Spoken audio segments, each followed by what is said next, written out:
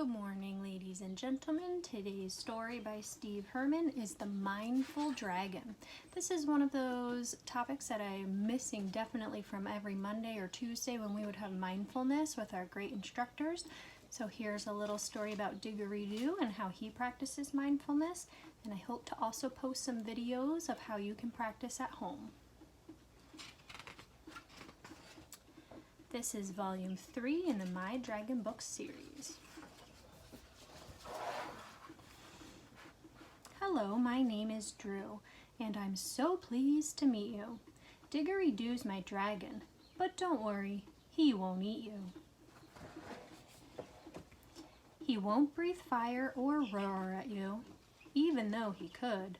Diggory Doo's a gentle pet, for I've trained him to be good. A dragon is not hard to train, for dragons are quite smart. And underneath their dragon scales, there beats a tender heart.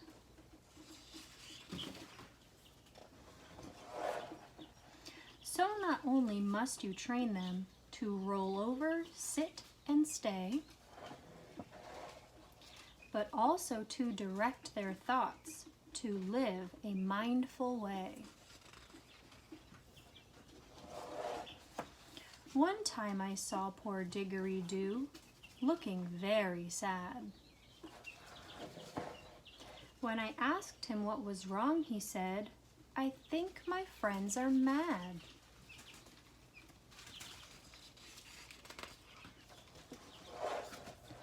Do you remember yesterday when we went for a swim? What if they were jealous that I didn't swim with them?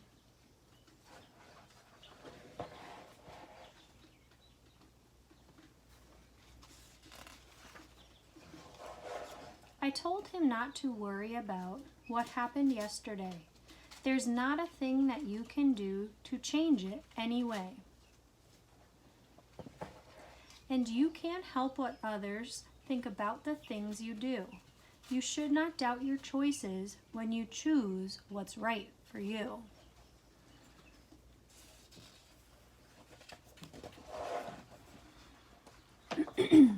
Then one day I saw that Diggory Doo was feeling sad again.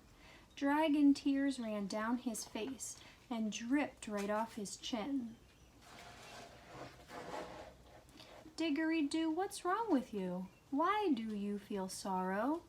He bowed his head and then he said, "I have a test tomorrow."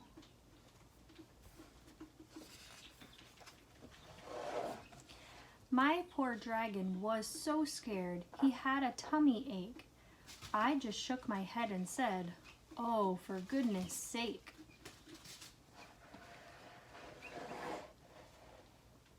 If you want tomorrow to turn out a-okay, you can't make it happen by worrying today. Then I sat my dragon down so we could talk a little while. I told him, wipe away your tears and replace them with a smile. Just leave the past behind you with its blunders and regret. And don't fret about the future, for it's not happened yet.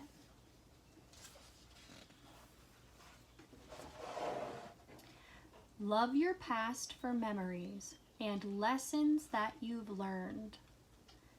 And there's no harm in planning when your future is concerned.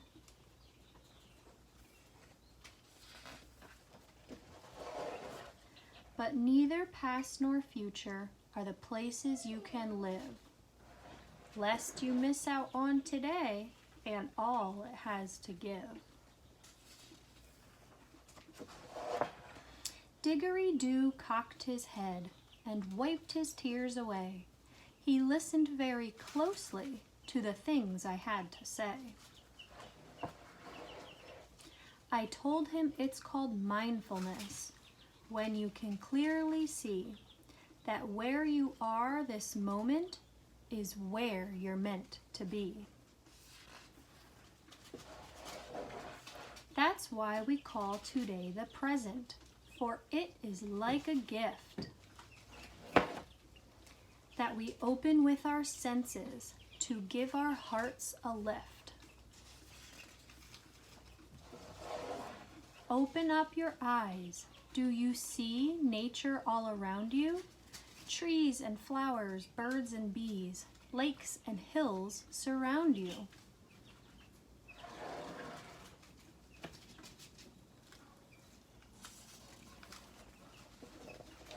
Listen for the music when the wind blows through the pines. Smell the fragrance of perfume from the honeysuckle vines.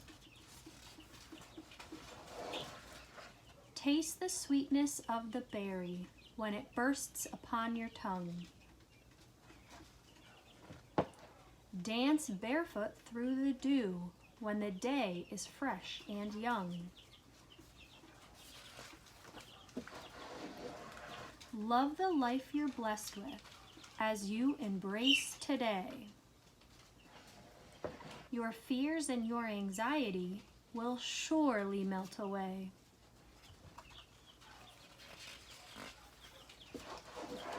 Let go of things you cannot change and change the things you can.